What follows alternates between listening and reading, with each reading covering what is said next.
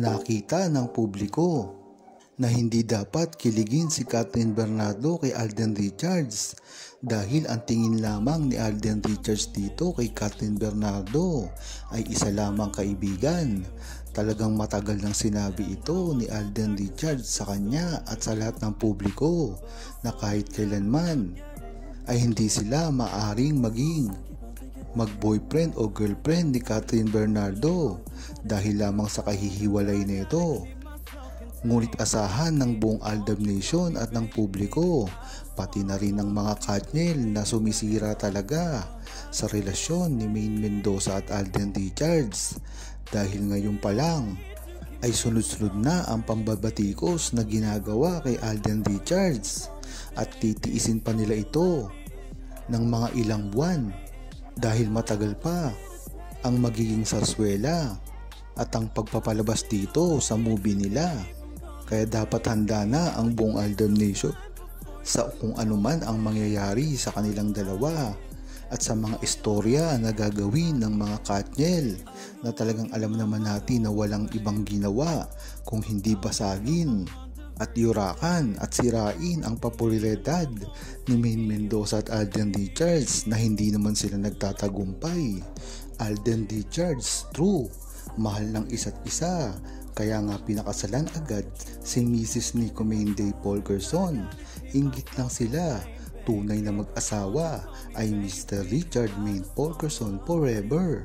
Talaga nga naman ang relasyon ni Maine Mendoza at Alden Richards ay totoo at real na real. Ang katibayan dito ay talagang kahit hanggang ngayon ay marami pa rin ang sumisira sa kanila. Kung talagang walang relasyon si Maine Mendoza at Alden Richards, ay pababayaan na lamang ito ng mga bashers dahil hindi ito paniniwalaan. Ngunit bakit sunod-sunod ang pambabatikos at ang paghihiwalay sa kanilang dalawa? Diyan mo malalaman na talagang triggered na ang mga bashers nila, lalong-lalo na ang mga Katniel fans. Dahil bakit nga naman nila papansinin pa si Alden Richards? Ang tanging idolo lang naman nila ay si Kathryn Bernardo at Daniel Padilla.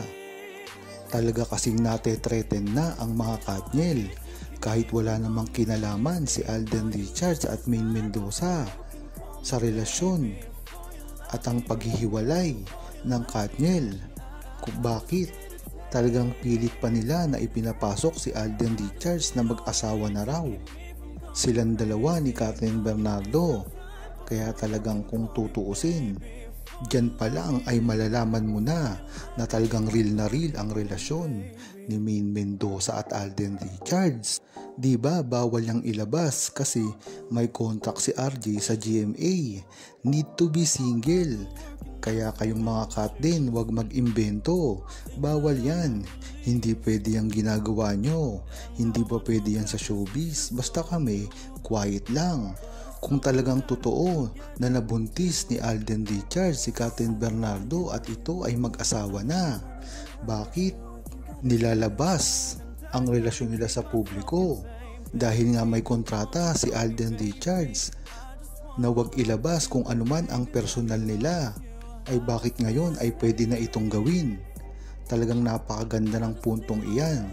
Diyan mo talaga malalaman na hindi totoo ang bali-balita na may kinasal o nagkaanak o natulog at lalong-lalo na may nangyari na kay Alden Richards at Kathryn Bernardo dahil hindi ito totoo. Sinabi na rin ni Alden Richards ito sa kanyang interview na huwag paniwalaan kung ano man ang nakikita nyo sa internet, lalong-lalo na sa lumabas na Twitter message ni Alden Richards na may relasyon sila ni Kathryn Bernardo dahil si mismong si Alden Richards na ang nag-deny dito. Lalaki si Alden, walang mawawala sa kanya. Pinasasakitan lang ni Kat si Daniel.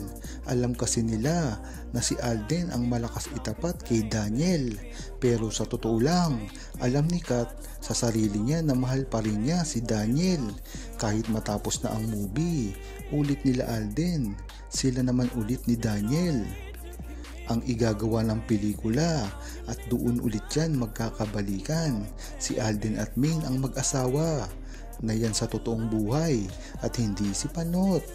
Dahil nga lang siguro ito sa pelikulang gagawin ni Alden Richards at Kathryn Bernardo, kaya ganito ang nangyayari. Pero ang totoo dito ay kinikilig talaga si Kathryn Bernardo pag sinasabihan siya ni Alden Richards at nami-misinterpret niya ito.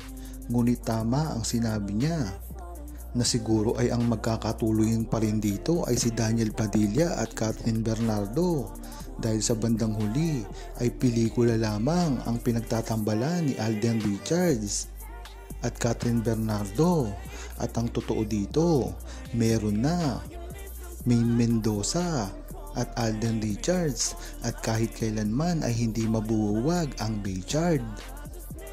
Hindi pa nga natatapos ang mga issue patungkol kay Kathryn Bernardo at Alden Richards. Isa na naman issue ang bumulaga sa publiko at sa buong Aldab Nation.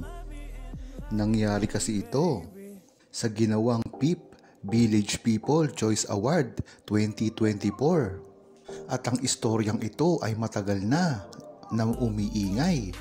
Ang tinutukoy dito ay si Myrtle Sarosa na alam natin na talagang isa rin na crush si Alden Richards at nagpahayag na ito dati pa lamang na talagang gustong-gustong makatrabaho si Alden Richards at ngayon lamang ito nagkita sa nasabing award show na ito.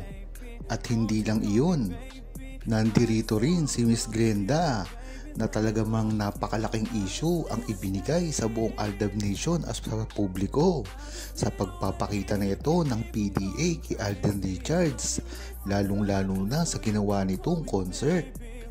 At makikita mo talaga na gustong-gusto rin nito si Alden Richards kay Kathryn Bernardo, kay Miss Glenda at kay Miss Myrtle Sarosa. Ang common dito ay talagang gustong-gusto at crush nila si Alden Richards. At bakit ito naging issue patungkol kay Maine Mendoza at Alden Richards? Kung matatandaan nyo, ay ngayon lamang lumipat sila Maine Mendoza at TVJ sa kabilang network at tuloy-tuloy ang issue ng paninira at pagpapahiwalay kay Maine Mendoza at Alden Richards at saka naman ito naglabasan.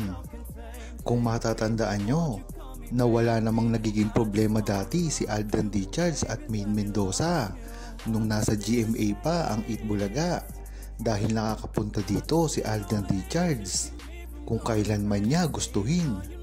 Hindi ko to sinasabi para manloko ng tao dahil kitang-kita naman ito.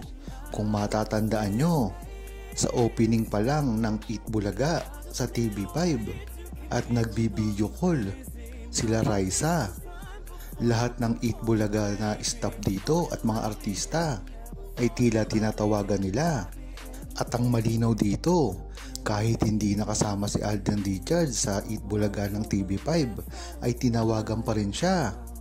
Yan talaga ang nagpapatunay na talagang close pa si Alden Richards at Maine Mendoza sa Itbulaga ng GMA at kahit pa mapunta na sa TV5. Diyan mo malalaman na tuluyan ang ginagawa ngayong pangsira kay Alden Richards at Maine Mendoza. Isa pa dito, nang pinarangalan ang TVJ at si Maine Mendoza bilang host at ng status award ng TVJ, hindi na nila nabanggit si Alden Richards bilang male blockbuster artist. Siguro nga ay naaapektuhan na kahit pa ang relasyon ng magkabilang network. Ngunit ang maaasahan natin dito, kahit kailanman ay hindi maghihiwalay ng personal at sa totoong buhay si Maine Mendoza at Alden Richards. I-address ni Alden Richards ang mga balitang ito, lalong-lalo na napakarami at sunod-sunod na mismo ang mga babae na itinatambal sa kanya. Kung matatandaan nyo, hindi lang si Kathryn Bernardo, Myrtle Sarosa o si Miss Glenda ang ipinartner kay Alden Richards. Nariyan pa rin si Julia Barreto, Heart Evangelista, at Catriona Gray.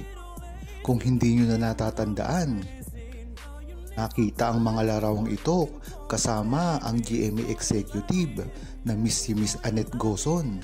Kaya wag dapat mapakampante dahil pagkatapos nito ni Catherine Bernardo, sigurado sunod-sunod pa rin ang pagpatambal kay Alden Richards ng ibang babae. Kaya dapat ay kumilos na si Alden Richards at ipagpatuloy na ang kanyang myriad at ang kanyang mga proyekto dahil sa ganong panahon lamang at paraan doon niya lamang makakasama si Maine Mendoza.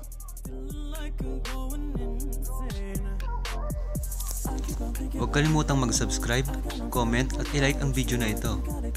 Thanks for watching!